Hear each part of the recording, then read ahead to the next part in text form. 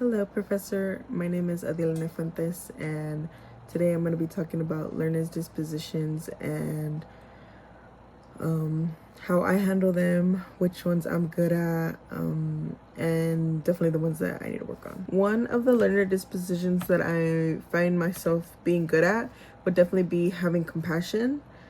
I think having compassion is something that is extremely important to have, especially in education or as an educator, because there's such a diversity in students and in profiles, and especially in special education, which is something that I'm planning to delve into more as I go on this educational journey. So having the compassion to understand kids' situations, to walk them through hard times, to listen to them while they're going through hard times, which is something that for other kids might have a normal effect, but for them might be the end of the world, special education kids. So learning to balance that with compassion is something that's really important to me, I think, as I've learned to navigate through discussions that I have with students currently and their situations or their lifestyles or habits. Having compassion is something that definitely has to be carried throughout those conversations. I think one of the other dispositions that goes hand in hand with compassion would be respecting the diversity of others. Like I said, especially for public schools or schools in zones that are pretty underfunded, it's obviously important to care about the diversity of kids. Their backgrounds are all going to be different. They might come from really poor families, but you might also have students who come from really well-off families. So learning to respect both ends, to add fairness and mix it in with that value is something that is also important to me, and I'll definitely be weaving into my teaching journey, because I definitely plan to work in an underserved school. So understanding that is very important to me, because most of those kids will come from very difficult backgrounds, from difficult families, difficult situations, whatever it is.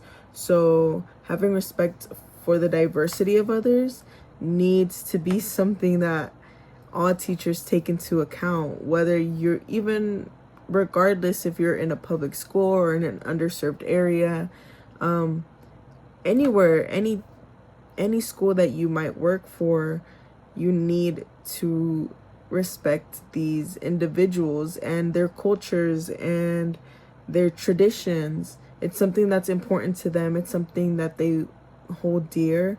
So for you to be the adult that takes an interest, that wants to be part of their daily lives, they'll begin to flourish in the classroom. And I've noticed that. I see it all the time. So that's another disposition that is very important to me. One of the dispositions that I might find myself struggling with is high expectations.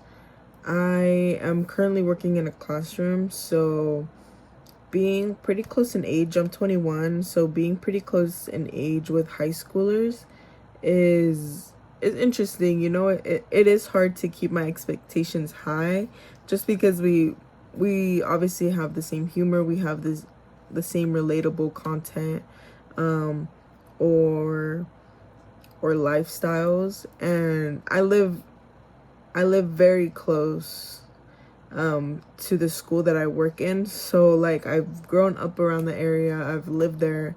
So I think maybe keeping expectations high and always and constantly keeping them on their best behaviors, or constantly like keeping them off their phones, for example, is something that I would probably struggle a little bit on, and it's something that I would have to get the hang of the more I get used to reprimanding kids, or making sure that they're staying on top of what they're supposed to be doing. I believe that the qualities that a teacher should have would be the 5 core qualities that they need, which is love, integrity, compassion, respect, and service. Sorry, I had to look back. But I believe it's important for all of those qualities to be held as an educator, just because having those qualities will not only lengthen the possibility of staying in your position, but also help build your relationships, and not only build them, but keep them long lasting and strong.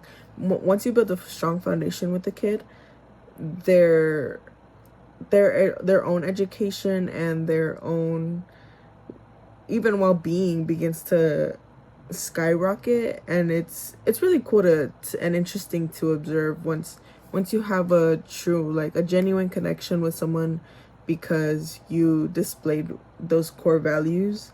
It really just helps bring the community together, which is important to have in a classroom.